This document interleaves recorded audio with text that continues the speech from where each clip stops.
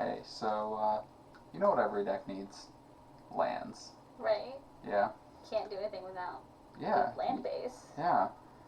You ready to see some stuff for a bad land base? Is it possible? Yeah, very.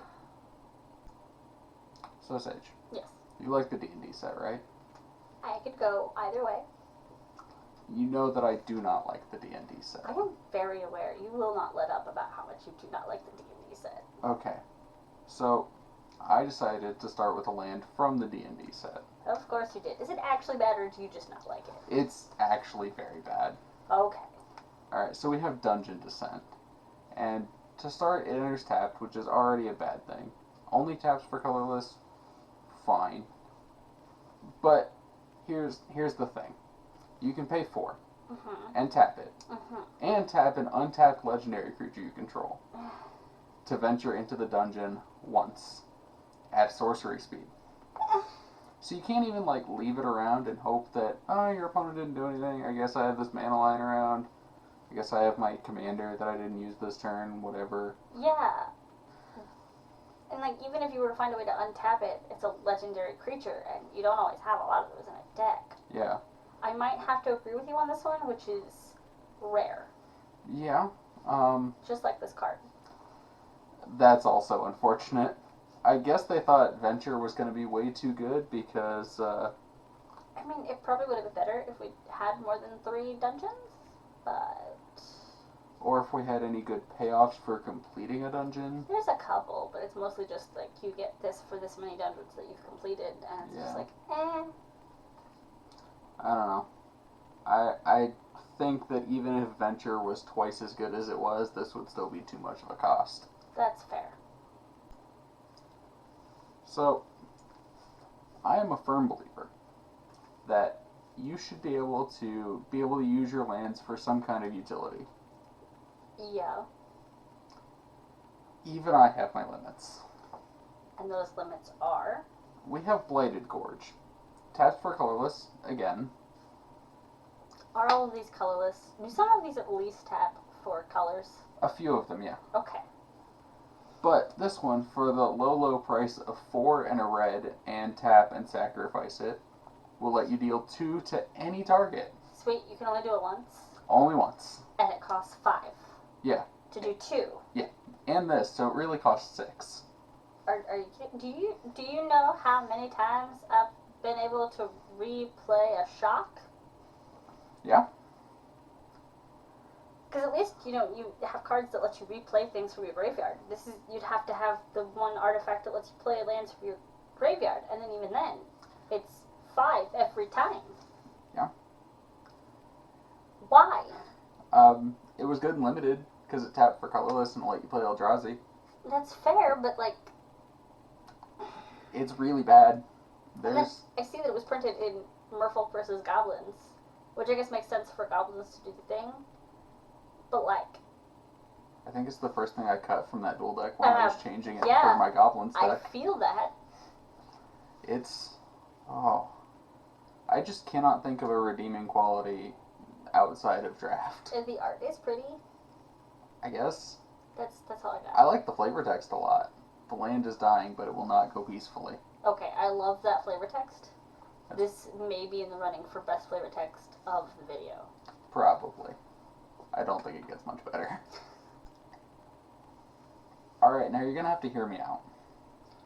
I'm listening. Okay. So there was a cycle in the original Ravnica block. Every guild got a colorless utility land. You know how much I hate Ravnica. And we're both Izzet players. I have one Izzet deck. I wouldn't call myself an Izzet player. You've killed me with Niv-Mizzet more than most people I know. That's fair. My deck is good. Yeah. So, we have the Izzet one of that cycle. Taps for colorless, like all of them do.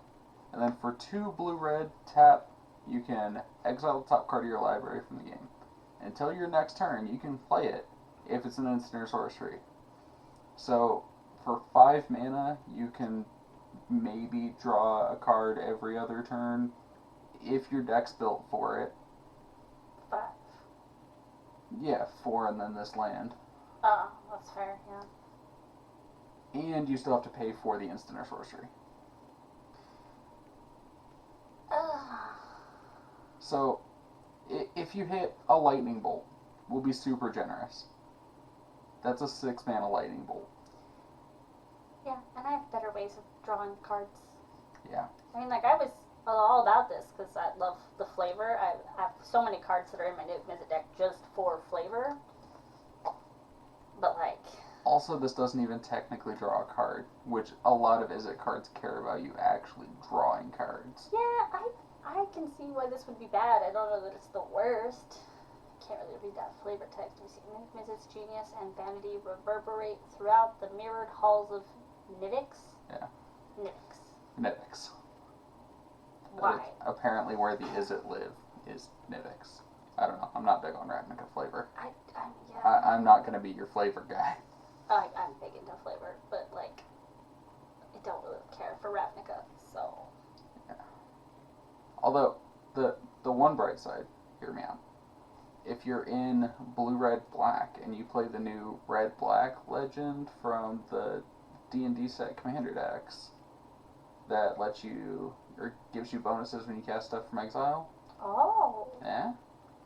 Except that then your deck probably isn't built around having a lot of instant sorceries. Isn't this the whole thing we talk about, justifying bad cards with good cards? Yeah. Okay. Yeah, it is. As per usual. Most days. It's kind of our thing. Yeah. Show me what people should play instead of Nivix. We have Desolate Lighthouse, which I think is just a strict upgrade. So it also taps for colorless. And it's not terrible. Yeah. For 1 a blue or red and tap it instead of 2, you just draw a card and discard a card. Yeah, you have to give up a card for it, but it's going to trigger all of your draws matters. Mm-hmm. You'll always get a card out of it. Mm-hmm.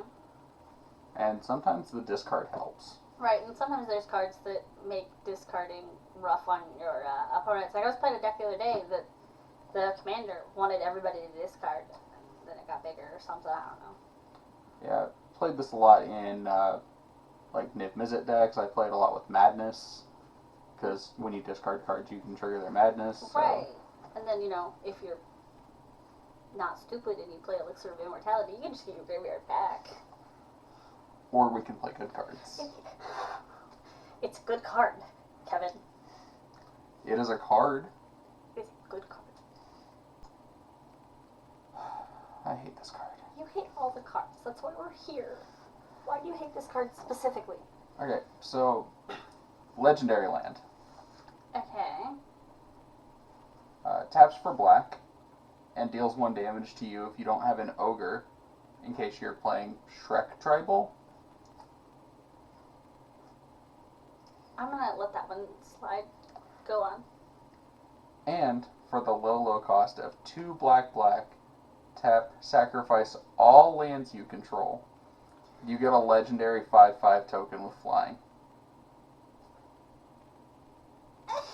All lands. Okay, I have one and only one way that this would be good. Okay. In response to Armageddon. Sure. You're already losing all of your lands. Now you get a 5/5. I have had somebody play this against me with Crucible of Worlds and ways to play extra lands. So they get all their lands back. That's fair. They got all their lands back in like 4 turns. And I killed the 5/5 immediately with a Doomblade. This is kind of where Dies to Doomblade works. You have to give up all of your lands. You're the worst. So is this land. It's playable. It's just not great. Most cards are playable, unless they're banned. You got me there. Have you ever wanted to build a commander deck with only legendary creatures? Actually, yes. There's a black-white one that cares about legendary creatures. Well, then I have the land for you. The perfect land for only legendary creatures is Untaidake, the Cloud Keeper. Say it again? Untaidake. Gazuhain. Clearly. So, this, again, legendary land, because Kamigawa, everything had to be legendary. Enters tapped, and for the low cost of tap, pay 2 life, you can get 2 colorless mana to spend only to play legendary spells.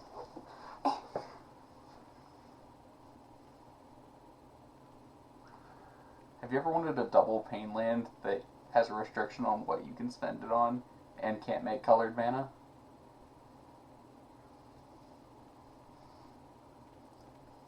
When I build Arvad, Mm-hmm. Arvad?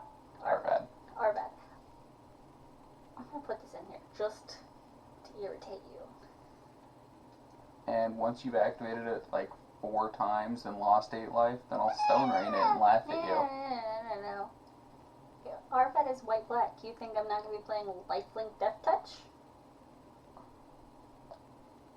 You do you. I, meanwhile, am going to play good lands that make colored mana, probably. You do you. Yeah. I cannot think of a reason to put this in my deck, ever. For the hell of it? You don't have to top Mr. Hot Garbage Tribal? That deck has multiple legendary creatures, and even I would not go so far as to put this card in there. Hot Garbage Tribal, where this whole series started. Uh-huh. This is too bad for Hot Garbage Tribal. Say, do you want to see the worst Rhystic card ever printed? There's bad ones? They're all bad, except for Rhystic Study. I was about to hurt you there. Okay. Show me. Rhystic Cave. We got a land, like all of these. You can tap it for any color, unless any player pays 1. There's them victory chimes coming in to hurt ya. Have you ever wanted a land that only worked if your opponents were tapped out? No. But it makes any color. But how many other lands make any color? Enough that you probably shouldn't play this. Unless you were going for Rhystic flavor. Okay, so I'm gonna Rhystic Tutor to find my Rhystic Cave and hope that my opponents have never played lands in their life. At least it's pretty. I would put that art on my wall. It is pretty. And has really neat flavor text. I like when the flavor text is on flavor. All mages dip into the same well. Some are just in more of a hurry. I feel that. I gotta look up that card. Actually, I might have a deck for this. Zephyr Mage. I might have a deck for this. You ready? Is it Hot Garbage Tribal? No. It's my Heartless Hidetsugu Gotta Go Fast deck. So since I'm in more of a hurry, gotta go fast. No flavor text? What the heck? I already don't like it. It's okay, I'll make it worse. It gets worse? It does get worse. Then no flavor text. Yep. But flavor text is the best part of a card. Most of the time. You know what? If this had flavor text, I could guarantee you, no matter what it was, it would be the best part of this card. Yeah, probably. Sorry, David, your art's not that great. That was me. Yeah, it is pretty bad. I just don't like this card. Yeah. I don't even know what it does yet. We have Nomad Stadium. It's a land. It doesn't enter tapped. That's pretty good for this so far. Woo! Taps for white and deals 1 to you. Why? It gets better. If you have 7 or more cards in your graveyard, so you can have Threshold, you can pay a white and tap and sacrifice this to gain 4 life. But if you use it with your Elixir of Immortality, then you can gain 9 life, put the Nomad Stadium back in your deck.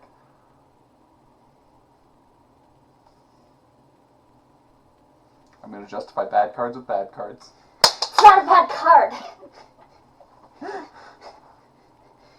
It's not a bad card! This one is. You keep Elixir's name out of your mouth. Like, I've done a lot to try to gain life. A whole lot. I wouldn't sacrifice a land to gain life. I wouldn't either. Especially because once you've activated this 4 times, you're really just recouping the pain that this has cost you. Right, like the only way I could see this being a thing is if, like, it's your last-ditch effort to stay alive one more round. I played against somebody in a casual game, probably 5-6 years ago, that played Rune Halo and 4 of these, gave themselves protection from their Nomad Stadium, so they couldn't take damage, So these are basically planes at that point, Except that you could use the threshold. I guess. That's them justifying bad cards with good cards. Do I know this person? Can I ask them why? No. Oh, No, you cannot. I don't know that I've played against them since then. fair enough. Maybe this is why. Maybe they'll find this video and know that you're talking trash about them. Random person that I don't remember your name from a Florida shop. If this is you, tell me. Why? Please. I just want to know why. I also want to know why. How do you ruin rainbows? By putting them on the reserve list. What? So, I don't know that this is the worst card on the reserve list. Easily bottom 5. Okay. I have Explain. Rainbow Veil. It's a land. It taps for 1 mana of any color. And on your end step, an opponent gains control of it. So it's just that one avatar, but in a land. Yeah. It's group hug. Except that then if an opponent gets it and just never uses it, you never get your land back. Or if the other 3 people in Commander pass it around and you never get your land back.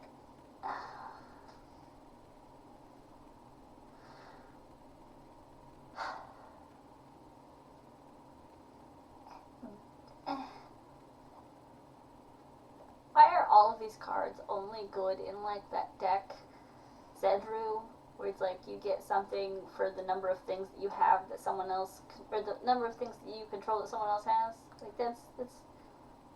I cut this from Zedru and it gives itself to people on its own. Right, but like.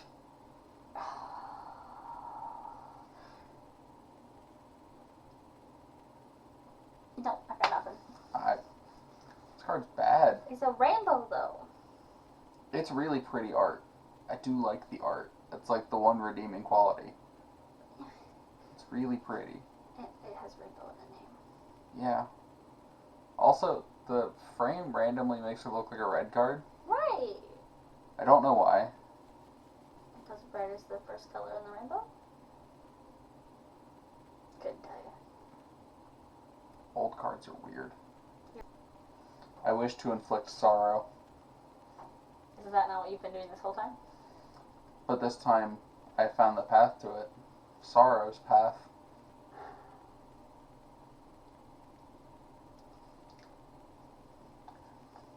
Are you ready for a land that doesn't tap for mana? I mean, that's not always bad. There's like, all lands are forests and all lands are swamps. And Mazevith. And Mazevith, which is awful. They can't In all other be ways. winners. They can't all be winners. So, this one, it's a Uh-huh. bit of a long one. This one, you tap, choose 2 target creatures and opponent controls that are blocking. If each of those creatures could block all creatures that the other is blocking, remove both of them from combat and make them block the other thing instead. So you basically just trade them around. And whenever Sorrow's Path becomes tapped, deals 2 to you and all of your creatures. So you get to tap it to rearrange your opponent's blockers only if you're making them still legal blocks. And it has to hurt you and all your stuff. And it doesn't make mana. Do you feel sorrow? I feel more confused than sorrow, but maybe just sorry for anyone that pulled this out of a pack.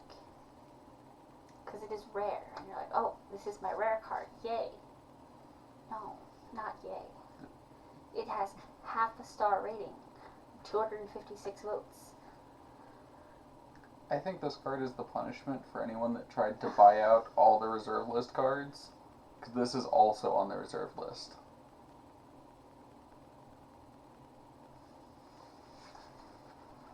It's an investment, guys. This is on the reserve list so that they can't print it again. It's to save us, not to save them. Yeah, they have taken Sorrow's Path off to Mount Doom thrown it into the volcano, and hoped that everyone forgets that it ever existed. We didn't forget wizards. We tried, but it's there.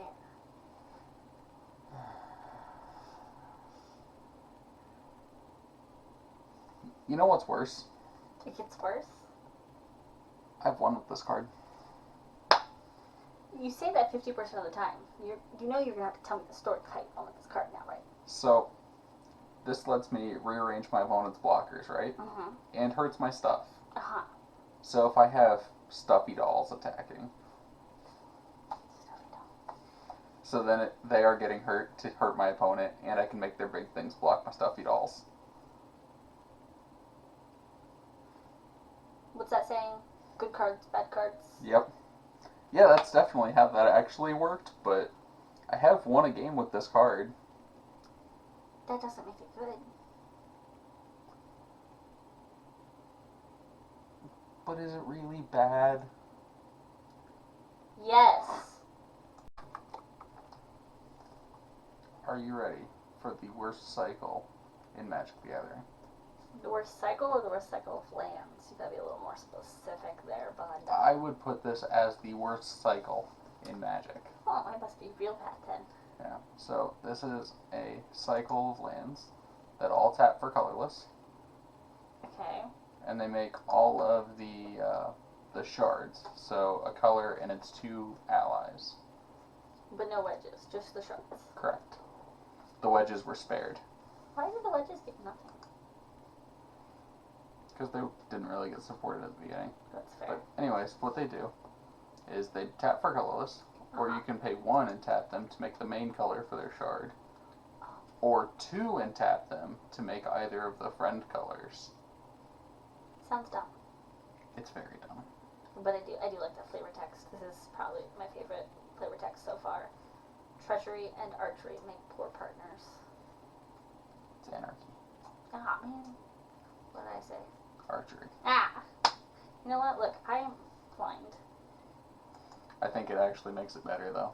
Yeah, that's fair. But yes, I would stake that this is the worst cycle in Magic the Gathering.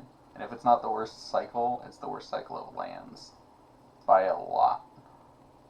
If you guys have a cycle that you think is the worst cycle of Magic the Gathering, leave it in the comments and we will review it in a video.